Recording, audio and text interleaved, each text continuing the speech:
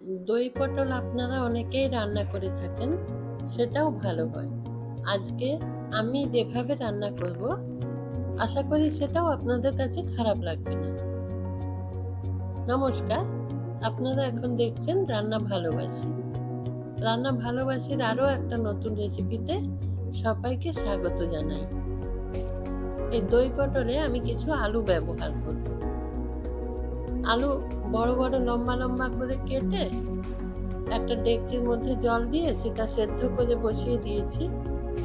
সেদ্ধ করার জন্য এখানে 50% আলুটা সেদ্ধ করে নেব। আলু রান্নার আগে সেদ্ধ করে নিয়ে তারপর আমি রান্না শুরু করব। এদিকে কিছু পটল নিয়েছি, সেটা গোটা গোটা এইভাবে ছাড়িয়ে নিয়েছি। দুদিকটা অল্প করে কেটে ফেলে এইভাবে ছাড়িয়ে নেবেন। পুরো ফ্রেশ করে ছাড়িয়ে নেবেন না, কিছুটা ছাড়া ছাড়া এইভাবে পটলটা ছাড়িয়ে নিতে হবে। প্রথমে ধুয়ে নেবেন, তারপর এইভাবে ছাড়িয়ে নেবেন। তারপর ওই যেই অংশগুলো ছাড়িয়ে দিয়েছি ওই ছাড়ানো অংশটা একটা ছুরির সাহায্যে এইভাবে অল্প অল্প করে চিড়ে দেবেন। এই যে এইভাবে পুরো কেটে দেবেন না, ওই ছাড়ানো অংশের কাছে এইভাবে একটু চিড়ে দেবেন। আপনারা যারা ভিডিওটা দেখতে শুরু করেছেন, একটা লাইক দিয়ে ভিডিওটা কন্টিনিউ করুন প্লিজ। এদিকে কড়াই বসিয়েছি, কড়াইতে তেল দিয়ে দেব। একটু বেশি পরিমাণে তেল দেবেন, কারণ এই পটলগুলো একটু ভালো করে ভেজে নিতে হবে। এখানে পটলের মধ্যে আমি কোনো কিছু দিলাম না, নুন বা হলুদ। পটল তেলের মধ্যে দিয়ে একটু ভালো করে লাল লাল করে ভেজে নিতে হবে। এখানে পটল ততক্ষণে ভাজা হোক। চলুন, আপনারা আমার চ্যানেলটা সাবস্ক্রাইব করে ডান দিকে থাকা বেল আইকনটা প্রেস করে দিন প্লিজ। তাতে আমার রান্নার সমস্ত নোটিফিকেশন আপনাদের কাছে পৌঁছে যাবে, আর আমি রান্না করার উৎসাহ পাব, অনেক উৎসাহ পাব। এখন পটলটা ভেজে নিচ্ছি। আপনারা এইভাবে পটল রান্না করবেন। পটল এই এই সময় মার্কেটে পটল বেশি পাওয়া যায়, আর সেই পটলকে আমরা বিভিন্নভাবে রান্না করে খাওয়ার চেষ্টা করি। তার মধ্যে এটাও একটা রেসিপি যেটা খুব মুখরোচক, ভাত বা রুটি সব কিছুর সাথে খেতে পারবেন। এদিকে আলুটা দেখে নেব সেদ্ধ হয়েছে কিনা। 50% সেদ্ধ হয়েছে। এখন এই আলু একটা ঝাড়ির সাহায্যে তুলে নিতে হবে।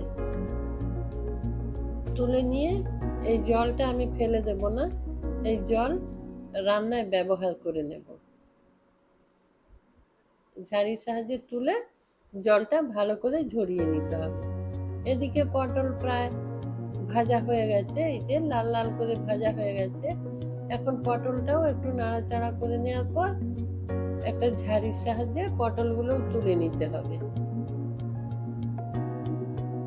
পটল তুলে নেওয়ার পর এই তেলের মধ্যে আমি আলুগুলো দিয়ে আলু ভেজে নেব। সেদ্ধ আলু, সেটাও একটু এখানে ভালো করে ভেজে নিতে হবে। পটল তুলে নিলাম। এখানে অনেকটাই তেল আছে, সেই জন্য আর তেল ব্যবহার করব না। এই তেলের মধ্যে আলু দিয়ে দেব।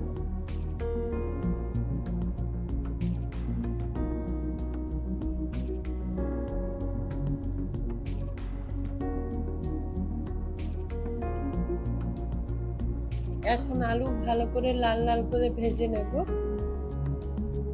এই রেসিপিতে আলু পটল একটু ভালো করে এইভাবে ভেজে নিতে হবে। আলু সেদ্ধ করে নিতে হবে, কারণ এখানে পটলটা খুব বেশ তাড়াতাড়ি সেদ্ধ হয়ে যায়। তারপর পটল ভাজার সময় সেটা একটু সেদ্ধ হয়ে গেছে, প্রায় 50% সেদ্ধ হয়ে গেছে। সেই জন্য আলু আর পটল যদি একসাথে সেদ্ধ করি তখন পটল গলে যেতে পারে, সেই জন্য আলু প্রথমে 50% সেদ্ধ করে নিয়েছি। এদিকে আমি দই পটল রান্না করার জন্য একটা মশলা রেডি করে নেব। 100 গ্রাম দই নিয়ে নিয়েছি, ওটা ভালো করে ফেটিয়ে নিয়েছি। তারপর ওর মধ্যে খুব ছোট চামচের 1 চামচ হলুদ দিয়ে দিলাম, আর 1 চামচ লাল লঙ্কার গুঁড়ো দিয়ে দিলাম।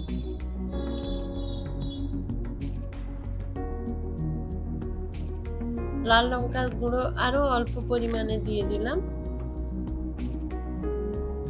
তারপর 1/4 চামচ জিরে গুঁড়ো দিলাম, আর ধনে গুঁড়ো হাফ চামচ দেব, আরো একটু দেব। জিরে গুঁড়ো থেকে ধনে গুঁড়োটা একটু বেশিই দিলাম।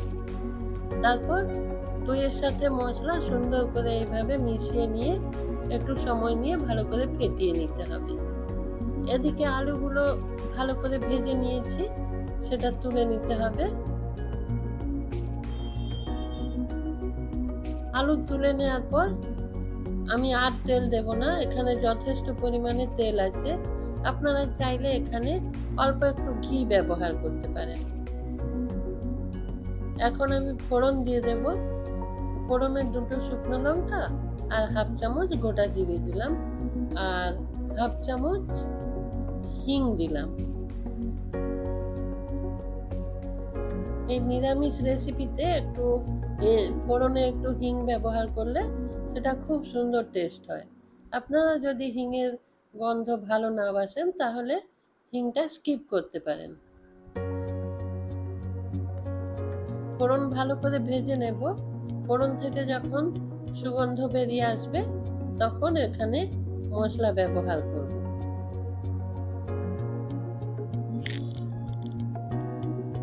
ফোড়ন ভালো করে ভেজে নিয়েছি।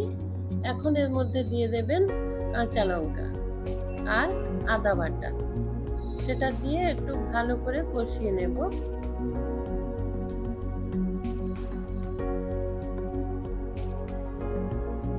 একটু ভালো করে এখানে কষিয়ে নেবেন, অল্প জল দিয়ে দেবেন, দিয়ে ভালো করে কষিয়ে নিতে হবে। এখানে মশলা যত ভালো করে কষিয়ে নেব রেসিপির টেস্ট তত বেশি ভালো হবে।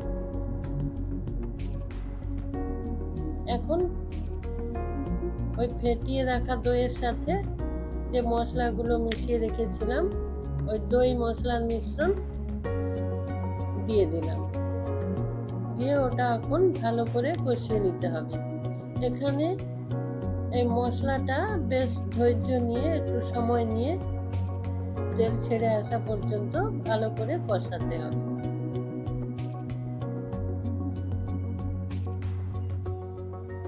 খুব সুন্দর একটা রেসিপি, খুব টেস্টি দই পটল। অনেকে দই পটল আলু ছাড়াও করেন, আমি এখানে আলু ব্যবহার করেছি। আলুটা আপনারা নাও ব্যবহার করতে পারেন, শুধু পটল দিয়েও এই রেসিপিটা রান্না করতে পারেন। মশলা ভালো করে কষিয়ে নেব কিছুক্ষণ সময় নিয়ে।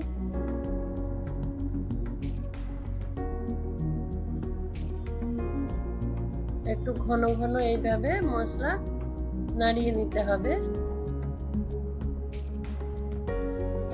মশলা থেকে খুব সুন্দরভাবে তেল ছেড়ে এসেছে।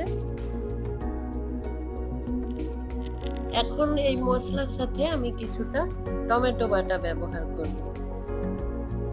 2 থেকে 3 চামচ টমেটো বাটা এখানে দিয়ে দেব, দিয়ে সেটা আবার মশলার সাথে ভালো করে মিশিয়ে নেব। মিশিয়ে নিয়ে আরো কিছুক্ষণ এটা কষিয়ে নিতে হবে। আবারও মশলা থেকে তেল ছেড়ে আসা পর্যন্ত মশলাটা কষাতে থাকবেন। এখন পরিমাণ মতো নুন দিয়ে দিই, অল্প একটু চিনি। সবকিছু স্বাদ ব্যালেন্স করার জন্য এই যে চিনি ব্যবহার করলাম। আপনারা এটাও চাইলে স্কিপ করতে পারেন। অনেকেই আছেন রেসিপিতে চিনি ব্যবহার করেন না, সেক্ষেত্রে চিনিটা স্কিপ করবেন। এই যে খুব সুন্দরভাবে তেল ছেড়ে এসেছে, এখন ওটা আরো একটু নাড়াচাড়া করে নেব। তারপর একটু নাড়াচাড়া করে নিয়ে তার মধ্যে আলু আর পটল একসাথে দিয়ে দেব।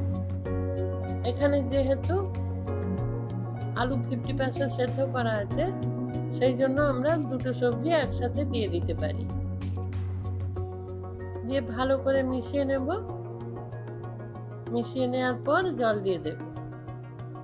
এখানে আমরা ততটাই জল ব্যবহার করব আমরা যেরকম পরিমাণে গ্রেভি রাখতে চাইবো বা ঝোল, সেই রকম পরিমাণে জল ব্যবহার করব।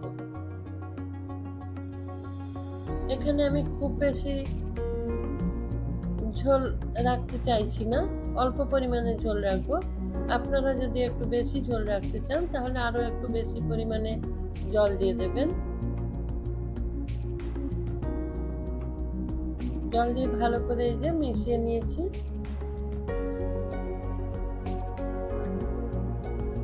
এখন ওটা কিছুক্ষণ রান্না হতে দেব।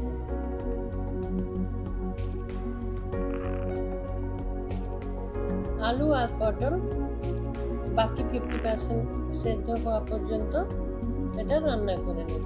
আরো একটু জল দিলাম, সেই যে আলু সেদ্ধ জলটা ছিল গরম জল, ওই জলটাই আমি ব্যবহার করেছি।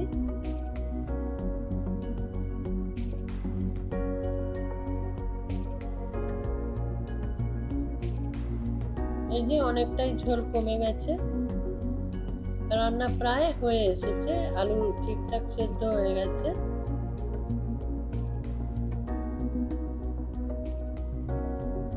এখন আমি গরম মশলা ব্যবহার করব। ছোট চামচের 1 চামচ গরম মশলা দিয়ে দিলাম, আর কয়েকটা কাঁচা লঙ্কা দিয়ে দেব।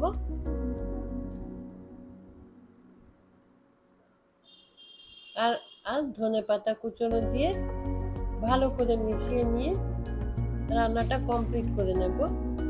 আপনারা চাইলে এখানে ঘি দিতে পারেন, অল্প পরিমাণে ঘি ব্যবহার করলে রান্নার টেস্ট আরো ভালো হবে। এতক্ষণ আপনারা যারা আমার সঙ্গে ছিলেন সবাইকে আমার আন্তরিক ধন্যবাদ। নমস্কার, ভালো থাকবেন সবাই, সুস্থ থাকবেন।